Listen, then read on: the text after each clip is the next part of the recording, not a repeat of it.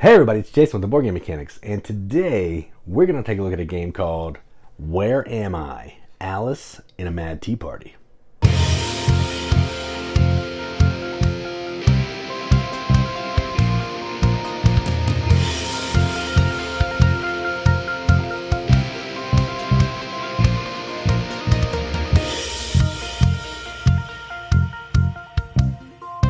Where Am I? Alice in a Mad Tea Party is a game designed by, I'm going to butcher this name, I apologize, Kazutaka Yanagawa Baronu, and it's published by Gata 2 Games.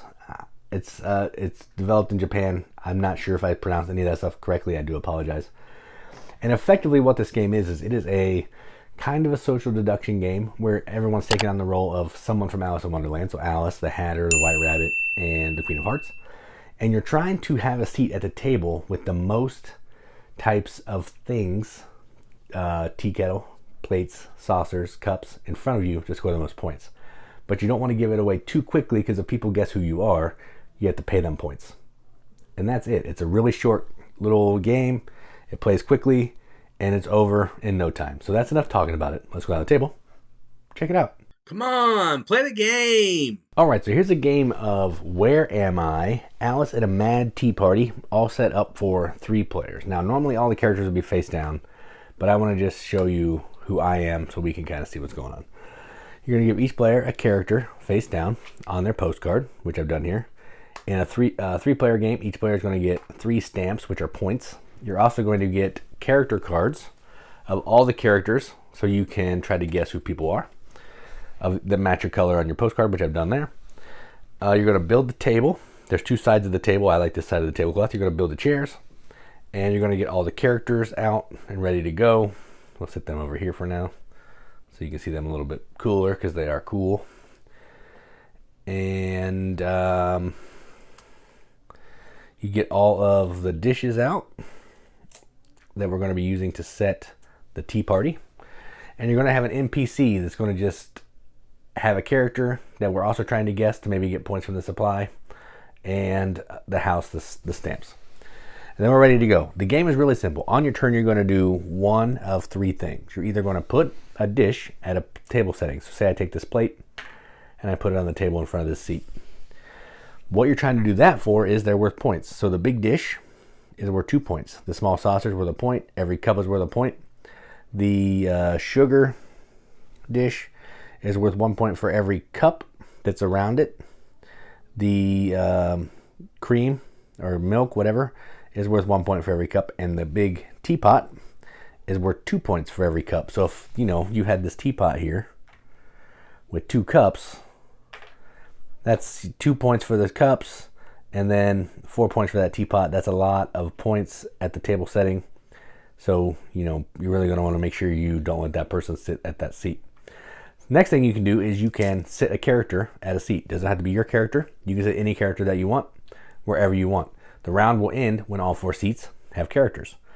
The third thing you can do is you can take your character card and say this player thinks they know who I am. They can take it. First player goes there, then second, then everybody else goes to the right. And if you guess people correctly, they have to pay you 2 stamps. All right? So people are trying to figure out who everybody is. And we're going to play that over 3 rounds, but I'm going to show you 1 round because I think you'll get the gist of it after all of that. So I'm going to go first because I have the pocket watch. And normally this would be face down, but I want you to see that I'm Alice so you can kind of see what I would be doing if I was actually playing. So I want to go ahead and let's just put this on the table and see what happens. Put it right there. Nothing by itself unless it gets cups. All right. Then we're going to go to this player. Okay, I wanted to see who they are. They're going to take a big dish and they're going to put it right there. The NPC doesn't play, so this player will then, they're going to get crazy and they're going to put the Hatter right here. May or may not be them. Who knows? Back to me. I'm going to place a cup right there. Okay, back to this player. They're going to place a cup over here. Back to that player. Now, because of what this player just did, they think that they know that this player is the Hatter. Because now, this is 1, this is 2 points. If you're not the Hatter, you're not going to want to make this worth any points because that's going to add up quickly. So this player is actually going to take their Hatter card, and they're going to put it face down right here to try to guess them being the Hatter. Now it's my turn again. I'm going to do a little saucer like that. Back to this player. They're going to keep racking up the cups. This player is going to go here with that. Back to me. I'm going to go with this. And then back to this player. They're going to sit another person. They're going to put Alice right there, which really stinks for me because I was not wanting to do that. That seat's worth no points. Back to Alice. So Alice will go ahead and put 1 here. This player now knows, well, clearly that player's trying to get Alice some points. So they're going to vote that I am Alice. So they will put this face down here, and that's their turn. Back to that player. I don't even know who they are. It doesn't matter. I can figure it out by looking at this. Okay. So they are going to go ahead and put this here. I am going to go ahead and put, I think the NPC is the rabbit. So I'm going to put it right there because I don't want a player getting a ton of points. This player is going to go here. That player is going to go ahead and put another cup. Back to me. Since I think the NPC is the rabbit, I know who it is, but I'm just trying to play like if I didn't. I'm going to go ahead and put my white rabbit card over here. This player's turn. They're going to do a saucer. And they are... Oh, shoot. I dropped the saucer. Don't break the fine china. They're actually going to give it to Alice because they don't want anybody else getting more points. This player is actually just going to seat the queen, and that will end the round. All right. So now, first thing that happens is everybody reveals their characters. So this player is the Hatter. The NPC is the Queen of Hearts, and this player is the Rabbit. All right. Then, starting with the person who has a stopwatch, you're going to pay out stamps. So red gets 2 stamps from me because they guessed correctly. Then red will pay green 2 stamps because they guessed correctly. Then I go over here. I did not guess the Queen of Hearts, so I get nothing. So that's all that. That's what we're doing there. Then the next thing you're going to do is you're going to look at the value of the place settings at each spot on the table, and you're going to divvy up points. So in a 3-player game, first place with the most point, like whoever has the highest value of place settings will get 3 points. Second place gets 2. Third place gets nothing. So let's go ahead and see here. So this one has 4. So each of the big ones is 2. Alice has 3, so I'm clearly not winning. This one is 1, 2, 3 plus 1, 2 for every cup. So 3 plus 6, that's 9. That's pretty big. And this one is 2, 3, 4, 5, 6 because it has a cup, 7 because it has a cup. All right, so 9 is the winner. So Mad Hatter gets 3 stamps. And then, the White Rabbit, the Mad Hatter gets 3 stamps. And the White Rabbit will get 1 because they got second. Then you're going to clear off the table, shuffle up these cards again, pass them all out to everybody, and then we're going to play through that again 2 more times. And then whoever has the most stamps at the end of all of that is the winner, and they've had the most fabulous tea party. So that is how you play Where Am I? Alice in a Mad Tea Party. Let's go up to the top, see what we think about it.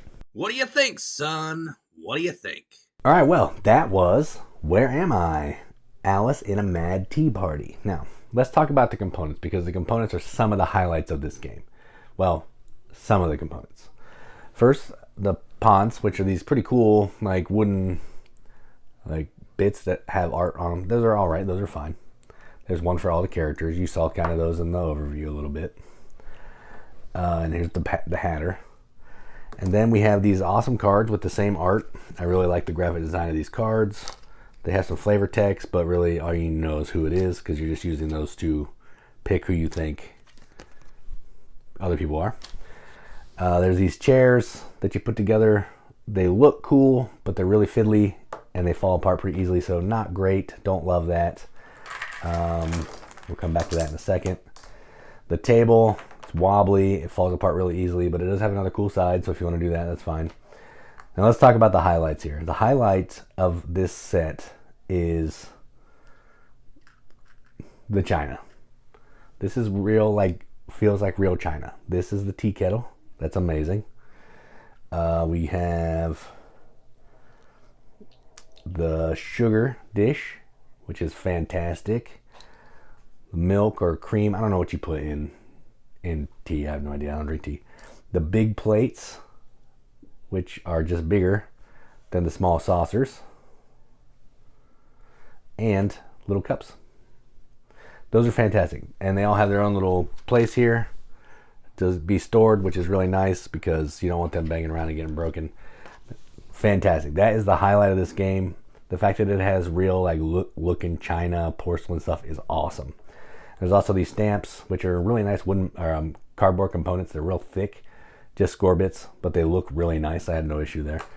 So the components are mixed. I like the art. I like the production of the china bits, like the china tableware. But the cardboard chair and table, don't love it. But yeah, it's pretty good overall. Now let's talk about the gameplay.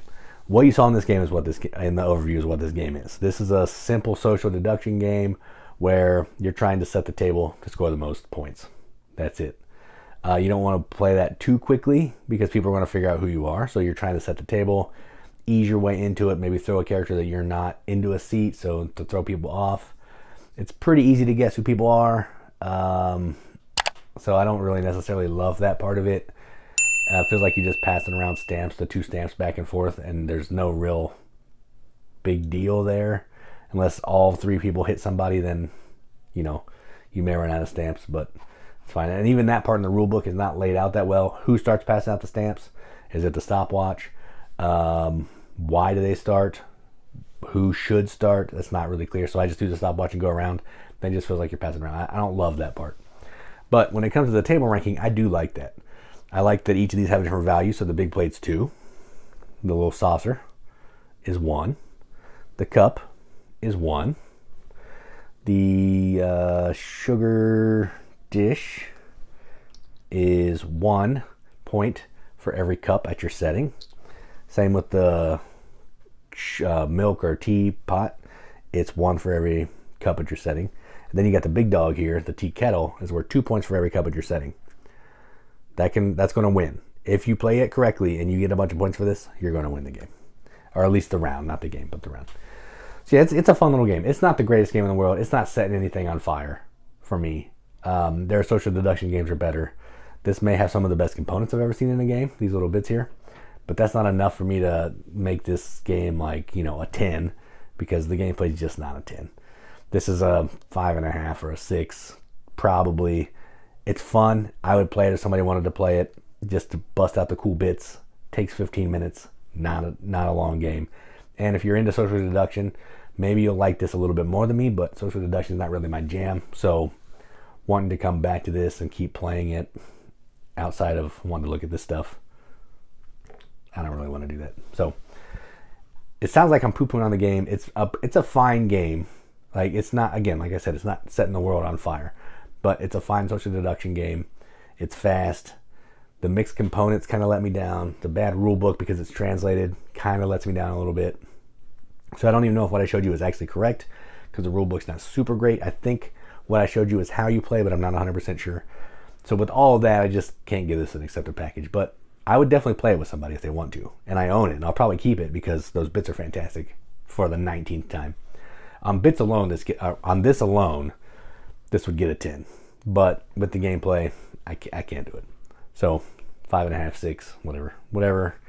It doesn't matter. It's not accepted. So yeah, don't really matter. So that's it. I'm not going to belabor it. Keep beating that dead horse. So that is Where Am I? Alice in a Mad Tea Party from Gotta 2 Games, I think is what I said. I'm Jason with the Board Game Mechanics, and as always, keep gaming.